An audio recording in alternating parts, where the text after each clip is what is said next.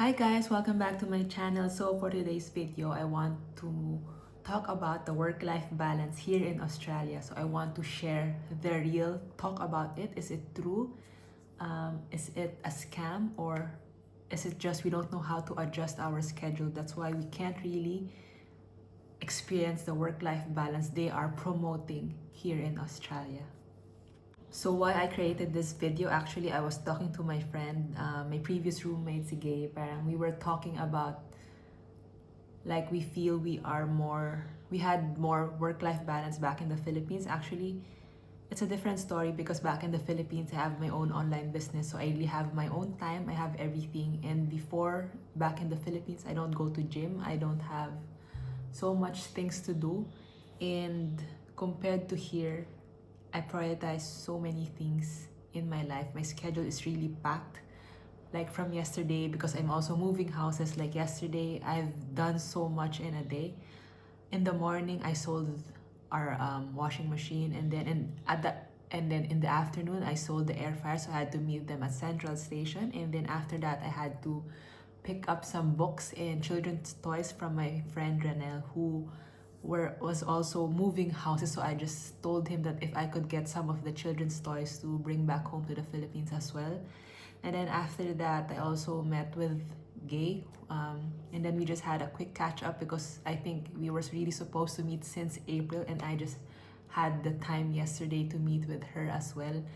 And I wasn't even able to go to the gym yesterday. So imagine how can we really maximize our schedule in a day. We only have 24 hours, and there's just so many things we want to do, so many things people need from us as well. And I'm also moving houses, so I have my things packed already as well, but still it's not done, and I have to finish the things that I have in the fridge as well, so that I don't have to bring all the raw things there. And I'm just also slowly disposing a lot of things that I've acquired over the years here in Australia as well. So the first thing I want to talk about work-life balance is that we always prioritize our schedule, but we need to schedule our priorities. So in the season of my life, my priority is really like God, of course, church community, because I can't really survive Australia without God. And I'm really blessed that I can join a connect group this time around because they have opened up a lunchtime connect group at Martin Place. It's from 12:30 to 1:30. So if you want to join, just send me a message, and would love you to join our connect group.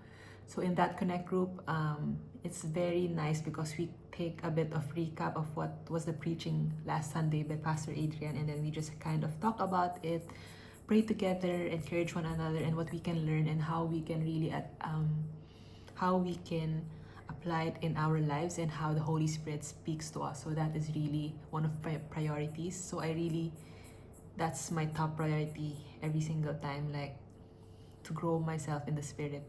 And then the second priority would be health, and that includes going to the gym and cooking meals for myself because I can't really eat takeout. So I always make sure also that I go to the gym at least once a week.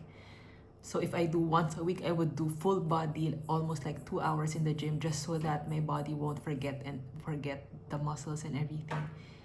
And my third priority, of course, is the people around me. So I make sure that I meet one person a week or connect with person in a week. So they come in a first in first out basis, because actually a lot of people really wants to connect with me in a different aspects in their lives. So some people like to connect with me with nature, some people would like to connect with me with like trying out new food, and some people would like someone to talk to and just be with them.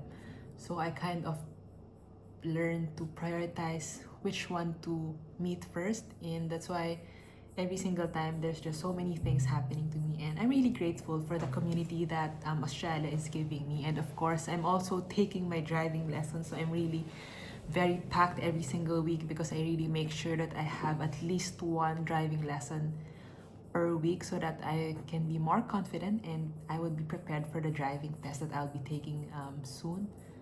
So that is my first point for work-life balance is that we need to schedule our priorities and of course know our priorities as well.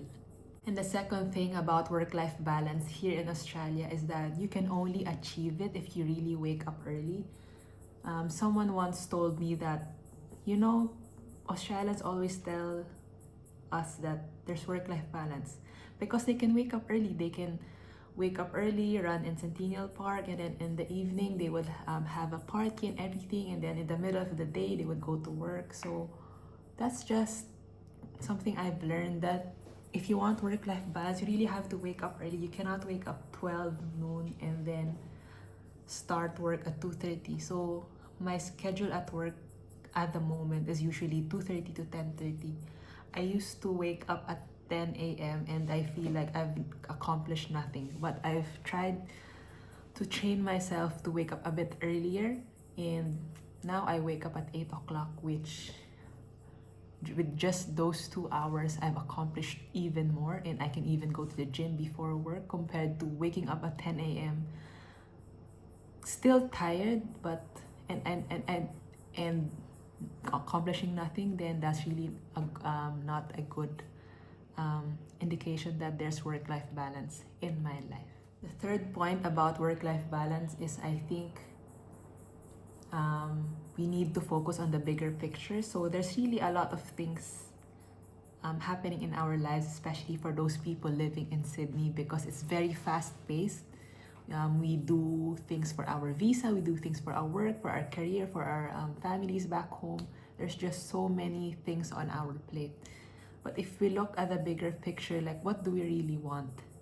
What is our purpose? What is our calling? And I think our schedule would align with what our purpose is. So that would also connect with my first point, that we need to know our priorities. So at the moment, of course, is my priorities is really, of course, my visa, of course, because like I need to know how my visa would go after this graduate visa. So I always look at the bigger picture. I always look at the permanent residency route, like how to get there.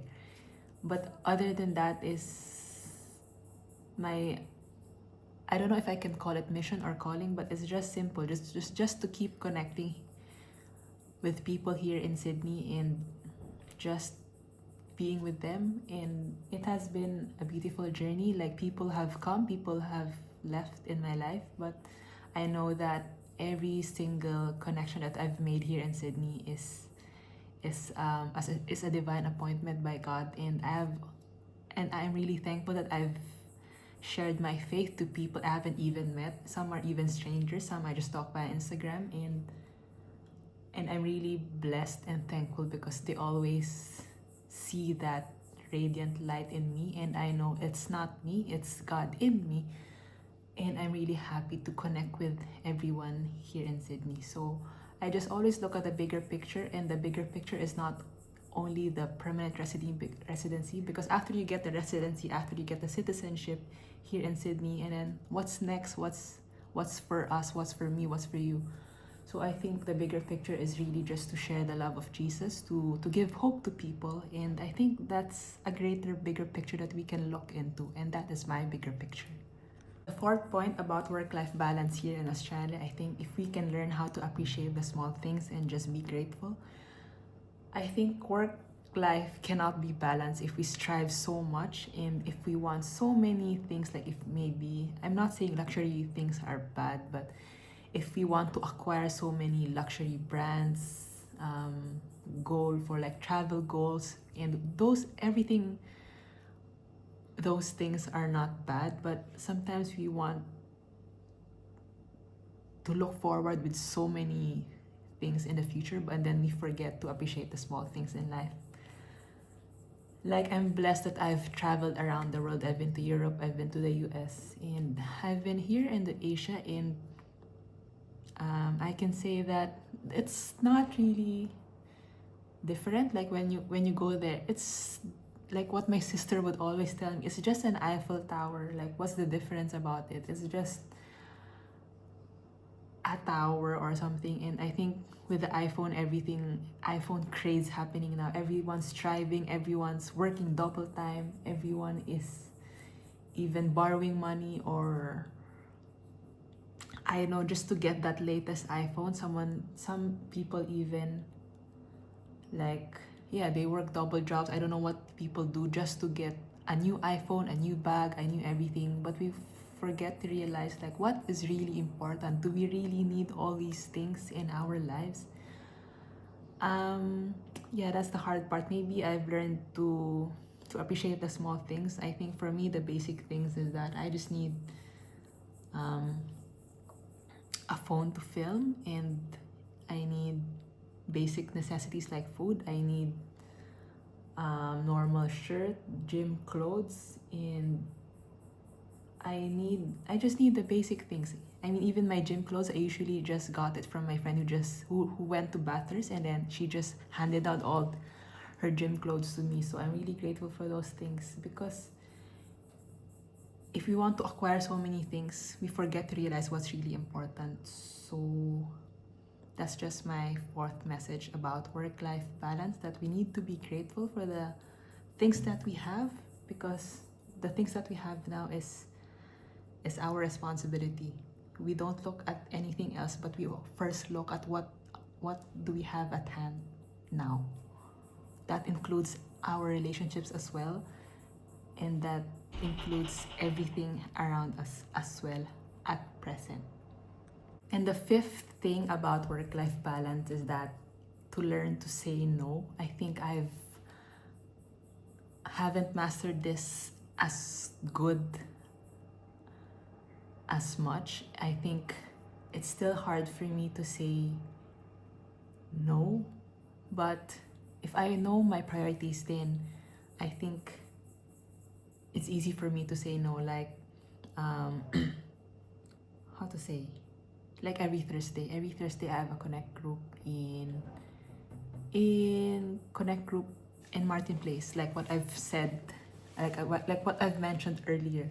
So I can easily say no to gym at that time, because my priority is church community first before gym, and then I can just go to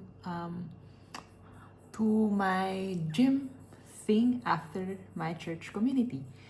And I've learned to say no also to my driving lessons, because church community is important. So I go to my church community first, and then I tell my teacher Jolyn, who is so nice as well, I tell her I cannot go and learn how to drive around 12 o'clock because I'm at the Bible study, and I have to let her know that I'm available in the afternoon. So we just do our driving lessons at 3 p.m. And even with the people around me, some people would say, like, can we meet at this time? Can we meet at this time? And I'm happy that I've learned how to say no, and there's no hard feelings, to be honest. And I've realized that these are friends that for keeps, because even though we don't really meet, we don't really converse a lot, and sometimes I keep saying no, but sometimes I get convicted that I keep saying no and I really need to say yes for them once already, because there's just so many things happening in my life every single day, and it has been a roller coaster, but I'm really grateful for it. So I've learned to say no to people, to things that I don't really, that does not align with my values, to events, just to things that's not a priority at the moment. So I've learned to say no, because before I really tried to pack my schedule with so many things. I tried to say yes and just be so overwhelmed that I'm very exhausted even during my days off. So I'm really happy now that I learn how to stay at home if needed, because even like yesterday, I think God was telling me to rest, because I really wanted to go out yesterday, but it was just too hot, and I just cannot walk to the gym because it's just way too hot. And I'm just thankful that I had that rest in the morning, because I didn't know that in the evening I would be carrying that books and toys, and then while walking around Barangay with my friend. And ayun, I'm just thankful that I've learned how to say no. So I hope with the people out there who is struggling like me, I hope you learn how to say no, and you will have a work-life balance here in Australia.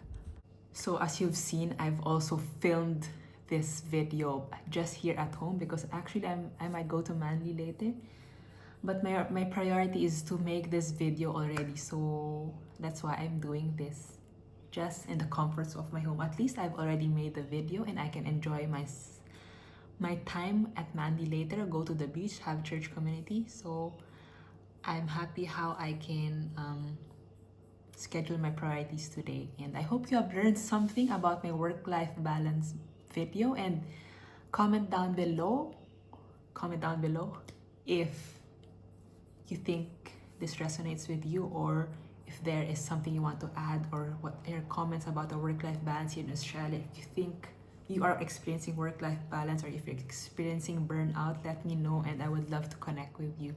Thank you for watching this video, and see you on my next vlog.